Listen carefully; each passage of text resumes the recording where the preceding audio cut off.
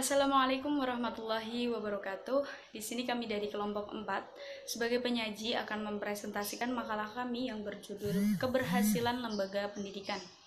Nah, sebelumnya perkenalkan, nama saya Linda Kusmawati. Di sini saya akan menjelaskan tentang pengertian keberhasilan lembaga pendidikan dan kriteria keberhasilan lembaga pendidikan. Baik, langsung saja pada poin yang pertama, yaitu pengertian keberhasilan lembaga pendidikan. Secara umum, keberhasilan dapat diartikan sebagai suatu hasil yang dicapai setelah melakukan sesuatu. Secara lebih khusus, keberhasilan lembaga pendidikan ialah suatu hasil yang dicapai setelah melakukan aktivitas yang membawa pada perubahan individu atau hasil yang dicapai setelah melakukan proses pendidikan yang sesuai. Kemudian, kemandirian sebagai tuntutan desentralisasi pendidikan pada daerah kabupaten dan kota itu lebih menekankan pada kemandirian dalam mengelola dan memberdayakan sebagai sumber daya yang dimiliki dari daerah tersebut dan mengimplementasikan kebijakan yang sudah ditetapkan oleh otoritas pusat dan juga provinsi.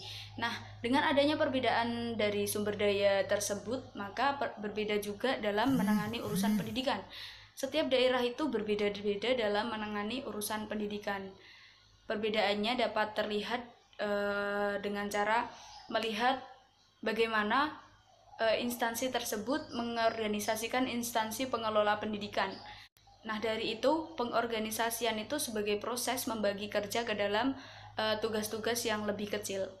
Membebankan tugas-tugas itu kepada orang yang sesuai dalam kemampuannya atau pada passionnya. Nah, oleh karena itu, untuk mencapai suatu keberhasilan dalam suatu lembaga pendidikan, maka diperlukan juga kriteria keberhasilan lembaga pendidikan. Nah, kriteria, berarti dengan adanya kriteria kita bisa melihat sudah sejauh mana lembaga pendidikan ini mencapai pada tingkat keberhasilannya. Nah, indikator keberhasilan dalam lembaga pendidikan itu bisa dilihat dari 4 segi. Yang pertama adalah jumlah peserta didik yang naik kelas dan tidak naik kelas. Ini perbandingannya itu tentu saja harus banyak yang naik kelas daripada yang tidak naik kelas, karena siswa didik yang belum naik kelas atau tidak naik kelas itu berarti dia tidak bisa mencapai indikator dalam sebuah proses pendidikan. Berarti mungkin ada beberapa unsur kegagalan, mungkin dari gurunya atau dari mananya, itu menjadi tolak ukur keberhasilan dalam lembaga pendidikan yang pertama. Kemudian yang kedua, jumlah peserta didik yang di DO atau di drop out. DO sendiri itu siswa tersebut dikeluarkan dari sekolah itu pada saat belum masanya dia atau belum lulus, seperti itu. Banyaknya peserta didik yang di drop out adalah indikasi rendahnya produktivitas pendidikan. Kemudian poin yang ketiga adalah jumlah kelulusan dan ketidaklulusan. Nah, kelulusan ini menjadi momen yang sangat sakral lah untuk hasil selama menuntut ilmu di jenjang tersebut.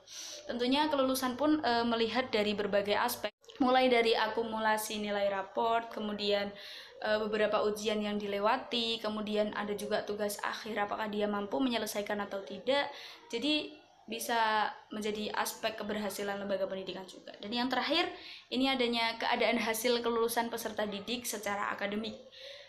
Ini misal si A dari sekolah B lulus dengan predikat tertinggi seprovinsi, maka dengan adanya prestasi tersebut sekolah tersebut bisa dikatakan berhasil dalam mengorganisasi lembaga pendidikan di sana.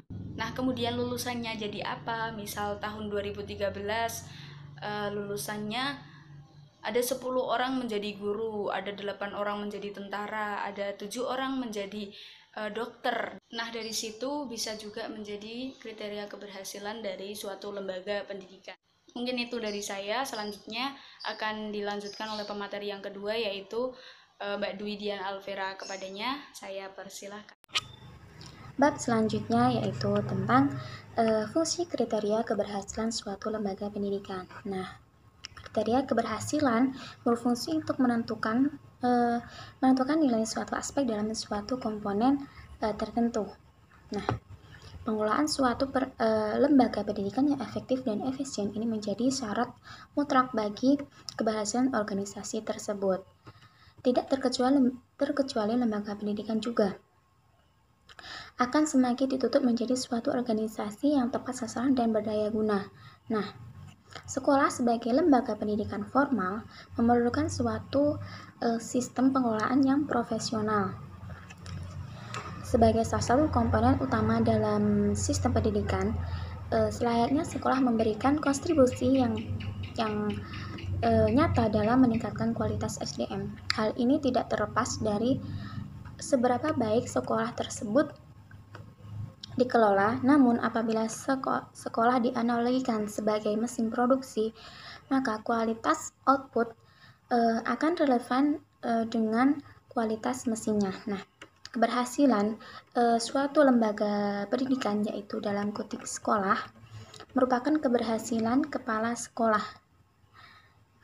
Ini diumpamakan, yaitu kepala sekolah yang berhasil apabila mereka memahami keberadaan sekolah sebagai organisasi yang kompleks dan unik, serta mampu melaksanakan peranan kepala sekolah sebagai seorang yang diberi tanggung jawab untuk memimpin sekolah itu sendiri.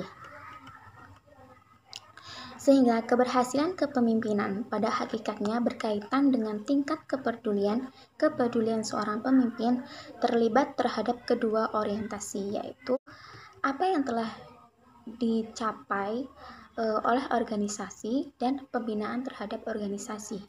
Dengan pendekatan ini, keberhasilan seorang pemimpin dapat dinilai dengan langkah-langkah atau cara pengamatan terhadap produk yang dihasilkan oleh proses transformasi kepemimpinannya, yaitu yang pertama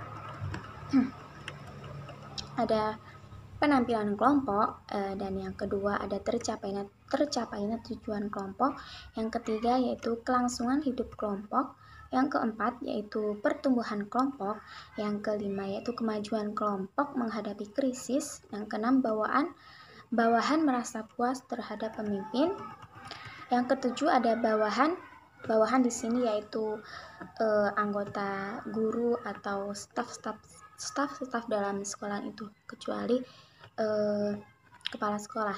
Nah, yang ketujuh, bawahan merasa bertanggung jawab terhadap tujuan kelompok. Nah, kedelapan, kesejahteraan psikologi dan perkembangan anggota kelompok. Kesembilan, bawahan tetap mendukung kedudukan dan jabatan pemimpin. Yang kesepuluh, berkaitan dengan hasil transformasi tersebut dapat dilihat pula beberapa hal seperti yang pertama yaitu pertumbuhan keuntungan, yang kedua batas minimal keuangan, dan juga peningkatan produk layanan. Nah, demikian penjelasan sedikit tentang kriteria fungsi keberhasilan suatu lembaga pendidikan. Saya mohon maaf apabila ada kekurangan atau salah kata dalam menerangkan bab ini. Saya ucapkan terima kasih. Sekian yang dapat kami sampaikan, kurang lebihnya mohon maaf dan semoga bermanfaat. Kemudian pesan kami, jangan lupa untuk tetap patuhi 4M untuk mencegah penyebaran COVID-19, yaitu dengan cara memakai masker, kemudian mencuci tangan, menjaga jarak, dan menghindari kerumunan. Sekian, terima kasih. Wassalamualaikum warahmatullahi wabarakatuh.